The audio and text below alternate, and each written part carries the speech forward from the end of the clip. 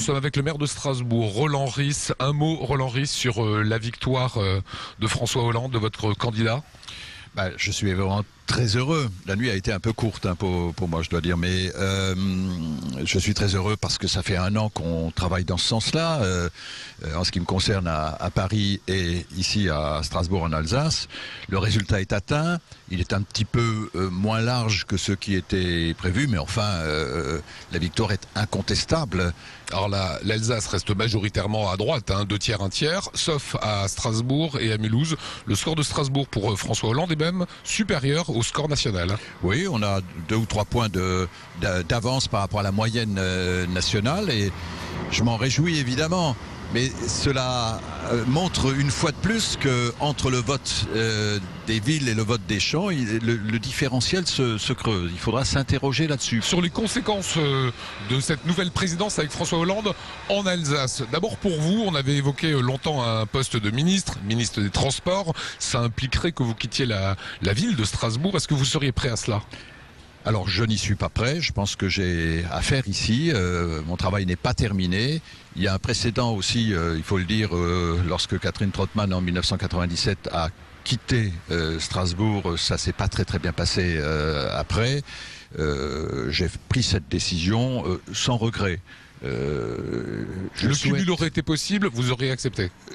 Ça m'aurait intéressé parce que ça fait 25 ans que je travaille sur les questions de transport, de mobilité, d'urbanisme et j'ai des idées là-dessus et je crois que j'ai acquis une certaine compétence. Je me suis entouré d'experts également tout au long de cette période qui m'ont conseillé. On a transmis à François Hollande des notes sur les différents sujets. Ça m'aurait intéressé. Mais à partir du moment où le cumul n'est pas possible, et je le comprends, je trouve ça logique, eh bien j'ai fait le choix politique de rester ici.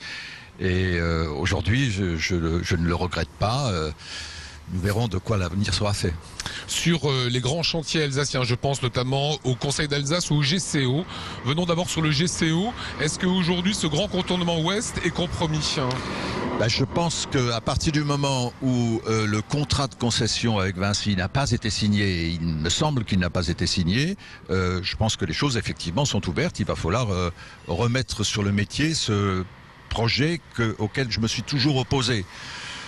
Simplement parce que je considère que c'est une mauvaise réponse à une bonne question, donc on va relancer sans doute le débat là-dessus. Et pas le GCO tel qu'il a été conçu. Et pas le GCO tel qu'il a été, qui n'est pas une bonne réponse à la question qui est posée. Sur le Conseil unique d'Alsace, Philippe Richert s'exprimera aujourd'hui aussi sur Alsace 20. Il le portait. Est-ce qu'aujourd'hui, cette fusion des départements va rester telle qu'elle a été pensée ou va être totalement modifiée ?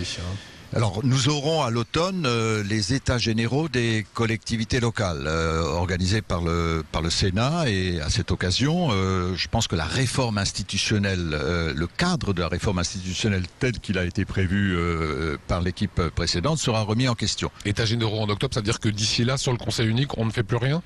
D'ici là, il était prévu, je crois, à l'automne ou d'ici la fin d'année, un référendum. Ce référendum, il est possible. Je ne vois pas pourquoi il pourrait être remis en question. Donc c'est ça la prochaine étape. Si j'ai bien compris la démarche de Philippe Richert, on peut continuer dans ce sens-là. Mais encore une fois, il faut que ce Conseil unique d'Alsace s'inscrive dans les orientations, dans ce qui sera possible dans le cadre général, légal, national. Sur les législatives, maintenant, on est à 1 mois à peu près des législatives. Vous espérez combien de députés PS ? Un maximum, un maximum. Mais je pense 3 que sont possibles. Je pense que 3 sont possibles. 3 sont possibles. Et nous en avons un, Armand Young sur la première circonscription. Je pense qu'il devrait être réélu. La deuxième circonscription où Philippe Bies est candidat aujourd'hui a placé François Hollande en tête, 1600 voix d'avance sur Nicolas Sarkozy. Et puis je pense que la troisième circonscription où François Hollande est également en tête globalement, devrait également être possible, à la condition évidemment qu'il n'y ait pas de bataille fratricide entre les Verts et les socialistes, puisque dans l'accord national, cette circonscription est réservée aux Verts. Nous aurons les discussions à ce sujet dans les jours qui viennent. Raphaël Nisand n'entend pas de cette oreille. Bien sûr, Raphaël Nisand brûlent d'impatience de se présenter.